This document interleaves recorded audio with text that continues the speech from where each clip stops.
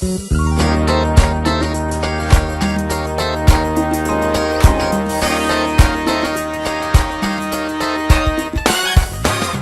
it's Peet Reet. Kind of unusual. Uh-huh. We're up bright and early in the morning. We are. This is very unusual for us. Wait, it's not noon yet. It's actually not even 10 o'clock. Exactly. What are we doing? Well, you know what? It was worth it. Yeah. Because Craig Campbell, great country singer, and actually a singer that, he crosses a lot of boundaries, but Right. young people absolutely love him. Actually, we got hooked up because of my son. Through your son, yeah. Peter. They were talking on Instagram, and lo and behold, Craig Campbell is with us on the Peet Reet Show. Good morning, Craig. Good morning, guys. How are y'all? We're good. Not really awake, but we're good. I'm assuming radio and musicians is kind of the same. Being a musician is the reason I wake up every afternoon. Yeah, Exactly. yeah.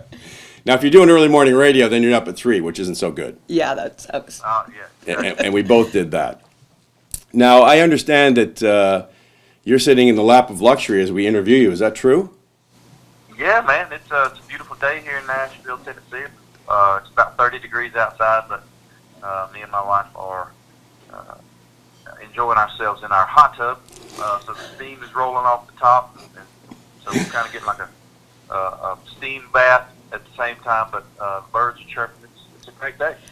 Nice. So it's freezing, but he's in the hot tub enjoying himself. Yeah. Probably having breakfast. I wish I was there. Yeah. So, Craig, you've got a very interesting story. Born in Lyons, Georgia, close to Savannah, and as a young boy, you were playing music quite young, right? Yeah, I started playing the piano when I was a young boy. My mom, I think, she recognized that I had a love for the piano. We'd go to church, and if I was to go missing, she knew where to find me. I'd always be at the piano. I was just drawn to it. So they bought a piano, brought it into the house. I started playing the piano, and then a few years after that, we went to church at a super small church, and our piano player had to move out of town, and so I was the next best thing. So started playing the piano for my church. Did that for years, and then graduated high school. Worked at the Department of Corrections for a couple of years. I was a correctional officer, and then I put a band together because I didn't want to do that anymore. And put a band together, started playing music all over the country, and I did that for a couple of years, and then I moved to Nashville. Are you the youngest of 5, or you're just somewhere in the middle? No, I'm the baby. Yeah, I'm the youngest. It's always the babies that do stuff. Yeah. Yeah, either bad or good. Yeah. And we, the oldest, have to carry the load all the time. Kind of like break the line in a football game. So is any of your siblings, do they do music as well? All of us, I felt like we're good singers. And it come from my mama's side of the family. My brother, he was, my mama would come get me out of school and we'd go to his school and watch him sing at like the school talent shows and stuff like that. So I was inspired by him at a young age because for no other reason I wanted to sing in front of my classmates and I wanted them to applaud for me like they were applauding for him. So it was, he was inspirational. You don't even know it. Nice. Are you a football fan? Oh, I love football. Big. I'm a huge NFL fan. I love college ball just, because I grew up a Georgia Bulldogs fan. But I don't love it as much as I love the Atlanta Falcons. Oh, I only bring that up because if you weren't on, I'd be wearing my Patriots jersey. Pete's a Patriot fan. Hey, it was a sad day for us. We had a great first half, but the wheels came off after that. And kudos to the Patriots and to Tom Brady for being awesome. Now, seriously, can you believe that a game could go south like that? Really, honestly. No, I don't. And to be even more honest, I don't think anybody in the world thought that the Falcons were going to lose midway through the third quarter. I don't think anybody thought that. No, I sure didn't. I was screaming at the TV. And my mom, who was a Falcons fan, is sitting there mocking us the whole time. And and then all of a sudden, I don't know what it was. Truthfully, third quarter, I got comfortable and I said, I don't know. I feel like there's a chance here. I don't even know why I thought that. Well, I was there, and it was a. You could definitely feel the turn of events. I mean, it was an absolute. You could just feel it. You could smell it. You could. The chances of the Patriots winning was super small, but there was a chance, and I was like, you know what, it ain't over yet, and sure enough, it wasn't. So. Well, your team gave them a good battle for 3 quarters. Yeah, anyways. definitely did. And we'll come back with. I'm looking forward to the rematch, to the first game of this season. So. Yeah. Awesome. Yeah. We'll come back with Craig Campbell and more of the Peet Reet Show, and we'll talk about his records. It's great records. Yeah.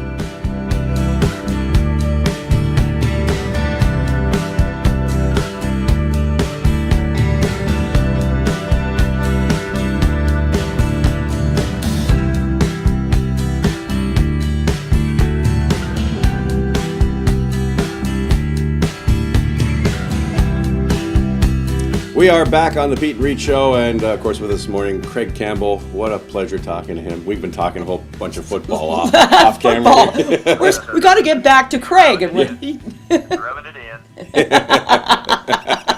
in. No, actually, you know what? We feel bad. I feel bad. It's almost as bad, and I'm sure you're not a hockey fan, but when the Bruins were, going to be eliminated by Toronto, and they were, When did that happen? it was like there was 9 minutes left in the game, and they were down 4-0, and the Bruins won. But it's typical. But anyways, I'm not going to rub that anymore. Let's get back to some great music. Your debut album was in 2010, correct? 2011, yeah. 2011. Family Man. That's Family Man came out late 2010, but my album didn't come out until spring 2011. And then you made it to number 14 on the Hot Country charts. You must have been happy with that for the first one. Yeah, for the first song, that was and with an independent record label, that was a big deal. Very proud of it, and there was. We can get into the technical side of why it didn't get any higher than that, but very proud for a debut single from a guy that had never been heard of on an independent label. It was definitely something to be proud of. So we celebrated as if it were a number 1 song. So what inspired you to do that particular song? Well, it's who I am, and I wanted my introduction to the country music scene. I wanted everybody to know who I am, what I stood for. If there was one song that says, "Hey, who is Craig Campbell?" that was the song, hands down. So it was a no-brainer. So I know you loved music because obviously you were playing when you were young. But I mean, did you have any aspirations or thoughts that you were going to end up where you ended up? Man, it was a gradual process of, hey, this is what I want to do. When I was in high school, I just wanted to sing at talent shows. When I graduated high school after working at the Department of Corrections, I just wanted to play at the local bar in my hometown. If I could do that, I would have made it. Then I did that for a couple of years, and then I said, if I could just move to Nashville. And then I moved to Nashville, and I thought I made it. So then I moved to Nashville, I got a gig on Lower Broadway, and I thought, if I could just get a gig on Lower Broadway, I will have reached the top.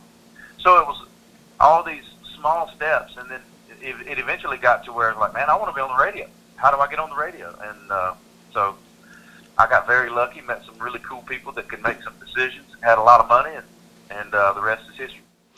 So did you have a hard time when you first moved down to Nashville, or did you find it pretty, people there pretty easygoing and helpful?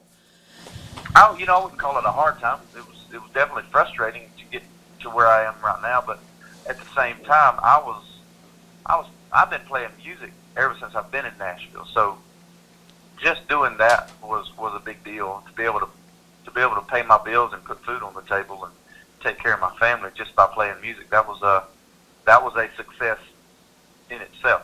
I played piano for Tracy Byrd for a long time. That was a fun gig, and I played piano for Luke Bryan for a little while, and that was awesome. All in the meantime, working on my own record deal. So hard road? No, it wasn't a hard road. It was just a Progression. lot of self navigation. Yeah, but you were obviously focused, and you learned the step, and then moved on to the next step, which is a great way if you can do it. Super. Now, did Luke get you into doing more writing? Yeah, he was. You know, when I was playing piano for Luke, I just had sat down at dinner one night with him. I was just like, man, what can I be doing? You know, what can I be doing to help me get along, get on down the road a little bit? And he just asked me about songwriting. I was like, well, I write a little bit. He said, man, you need to be writing every day, writing with different people. You need to write. And he says, I'm not saying that that's going to get you where you need to be. He said, but it helped me. And Nashville is such a small town, a small networking town. He said, so just by doing this, you're going to meet different writers. You're going to meet producers. You're going to meet publishers. You're going to do this.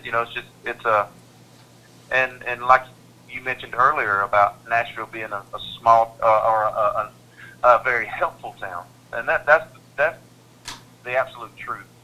You know, even though we compete with each other on the charts, the radio charts, we all are pulling for each other, and it was good to have Luke in my corner. Yeah, you can see that because when you're watching country music awards as compared to the Grammys and stuff like that, you can tell that everybody loves each other. Yeah, the camaraderie. It's a wholesomeness. And even as a radio announcer doing country radio, I mean, the best people ever talked to were the country artists. Yeah, and the truth is, whenever there is a, I don't know, for lack of a better word, a rivalry between artists in country music, that's the reason it's such a big deal, is because we can't believe it. You know what I mean? More with Craig Campbell when we come back on the Peet Reet Show.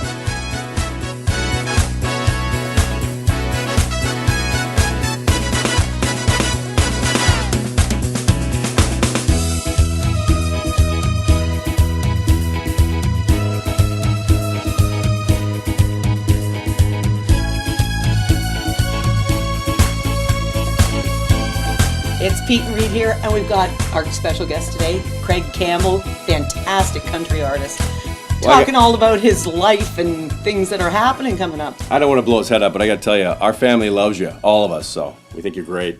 Oh, yeah? Yeah, we do. Yeah. I actually, my favorites, there's two favorite songs I have of yours. One is Fish, which I don't understand how it only made it number 23, because that should have definitely made it to number 1. It's a funny song. Great video, too.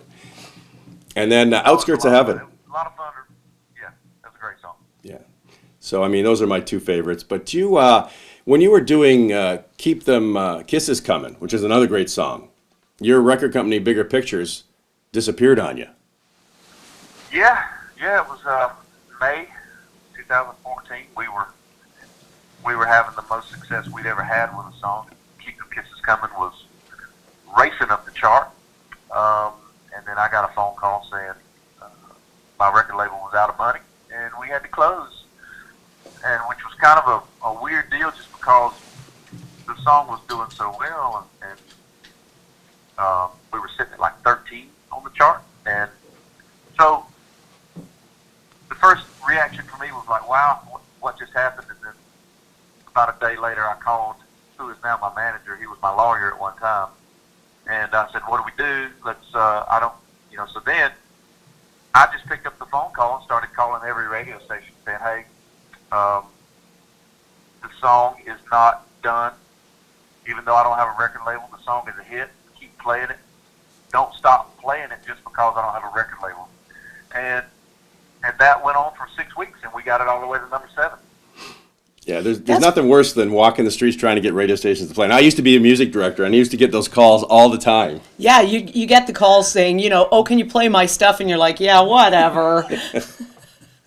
But it goes back to what we were talking about earlier of the camaraderie we have in Nashville and with country radio. I had a lot of people pulling for me because they felt like I got dealt a bad hand. And those phone calls weren't hard to make. They were like, dude, we got you, bro.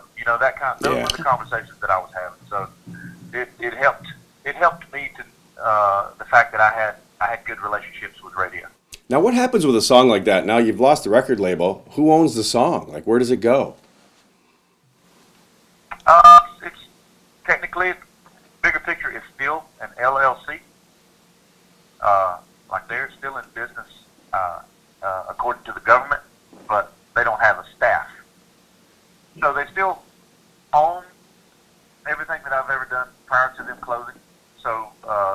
still making money off of that stuff. But they just didn't have a staff, which was how I got released from the record label. What's coming up for you next? Oh man, we got a whole bunch of stuff. We got Outskirts of Heaven. It's climbing the chart. We're still trying to get that thing up to the top spot. And then in about a week, we're going to Australia for my 4th time. And speaking of Keep Them Kisses Coming, Keep Them Kisses Coming was the #1 over in Australia. So Beautiful. I'm excited to go back. And see my Australian fans. And then this fall, going on tour with Luke Bryan. It's a dream come true for me. We've going on a big major tour like this has always been a goal of ours, and finally get to do that. So this is my first major tour, and it actually going out with Luke, which is a good buddy of mine, so even better. Well, you're coming up our way, too. You're going to be in Western New York near Buffalo at Darien Lake, and we're going to hook up with you then for sure. Yeah, it'll be fun. Hey, I got a quick question for Absolutely.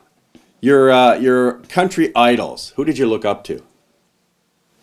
Man, I grew up and I was influenced by all those, the boom of the class of '89 with Clint Black, Alan Jackson, and Tracy Lawrence, Shenandoah, Diamond Rio, all like some of the, I feel like maybe the best male country singers of our time. But if there was one guy I had to pick, it'd be Travis Tritt. I mean, he was a big deal to me. Yeah. Yeah. I loved all those artists. I was lot of people. working country radio at the time, loved them all. And one more quick thing before we let you go here. WCW, hashtag WCW. I think it's a great idea. Tell us about it. Well, I just had this, WCW is technically they use it as Woman Crush Wednesday, where you would just post a picture of somebody you think is hot, a female, or you crushing on. But I just changed the middle word to Woman Cover Wednesday, where I would just take a female song and sing it from a guy's perspective, and then I just started posting it on Facebook, and it kind of grew some legs. People started expecting those videos every Wednesday, so it turned into something that we look forward to every Wednesday. So I'll just, I'll pick a song and record it and put it on Facebook. Since then we'll have Woman Cover Wednesday. Love it. Craig, thank you for Thanks getting so up bright and much. early this morning and sitting in your hot tub. Man, well, I appreciate y'all having me. All right. Talk to you soon, and we'll see you when you're up our way. Definitely. Sounds good. Can't wait. All right. Craig Campbell on the Peet Reet Show. And you know what? We got a ton of stars coming up. Yeah, in the we future. do. Country, actors, singers. So make sure you get on, subscribe, and Like, share. do all those things, and it'll make us real happy. All right. Have a great day. We'll talk to you later on the Peet Reet Show. God bless.